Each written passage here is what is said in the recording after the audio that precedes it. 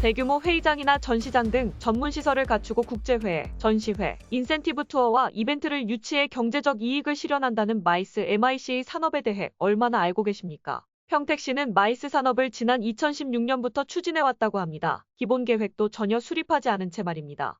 김태린 기자가 평택시의 마이스 산업 육성에 대해 취재했습니다. 회의, 포상여행, 컨벤션, 전시 이벤트의 약자인 마이스. 평택시는 현재 경기관광공사에 의뢰해 마이스 산업 관련 컨설팅을 받고 있는 중이라고 합니다. 마이스는 미팅, 인센티브, 컨벤션, 익지비션을 합쳐서 마이스라고 해요. 저희가 마이스가 필요하니까 마이스 관련해서 어떻게 해야 될지 좀 해주세요.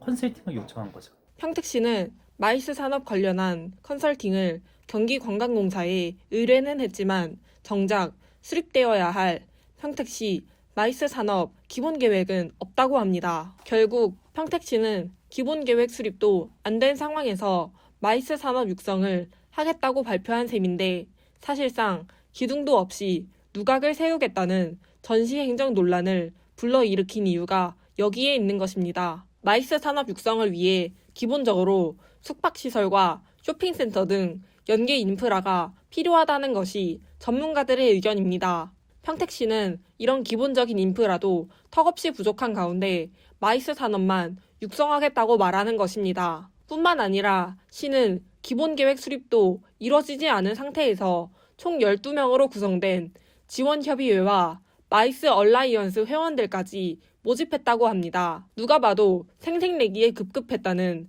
오해를 받을 만합니다. 결국 기본 계획도 없이 지원협의회와 회원들을 먼저 구성하고 모집했으니 자동차도 나오지 않았는데 새 차를 탈 시승객들부터 구한 셈입니다. 그래서인지 평택시가 실질적인 사업 성과를 내기보다 가시적인 홍보에 열을 더 올린다는 지적이 끊이지 않고 있습니다. 기본계획을 수립해서 시행을 해야 되는데 지금 여태까지 조례 제정한 이후에 아직 우리가 기본계획이 수립이 안 돼 있고 평택시가 마이스 산업 기본계획도 수립하지 않은 채 연계 사업들을 진행하면서 주먹구구식 전시행정이라는 비난 여론에 휩싸인 가운데 관련 조례를 지난 2022년 11월 제정했던 것으로 드러났습니다. 관련 조례에는 버젓이 기본계획을 우선 수립하도록 규정되어 있었지만 시는 현재 경기관광공사의 컨설팅이 마무리된 이후에 기본계획 수립에 착수할 예정이라고 합니다.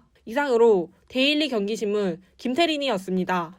평택시는 마이스 산업 방향도 관광보다는 비즈니스 쪽에 무게를 두고 진행할 계획이라고 밝히고 있습니다. 평택항과 삼성전자가 평택에 자리하고 있다는 장점을 살려서 말입니다. 하지만 산업을 연계한 비즈니스 마이스 산업의 경우 평택의 경우 넘어야 할 산들이 많다는 지적입니다. 평택항은 중국 보따리상이 주류를 이루고 있고 삼성전자를 찾는 비즈니스 외국인들도 하루 이틀 숙박을 하면서 회의를 할 만한 장소가 마땅치 않기 때문입니다. 기본 인프라 없이 평택시가 꿈꾸는 마이스 산업 육성이 과연 이뤄질 수 있을까요? 앞뒤 따져보는 평택시 행정이 필요해 보입니다.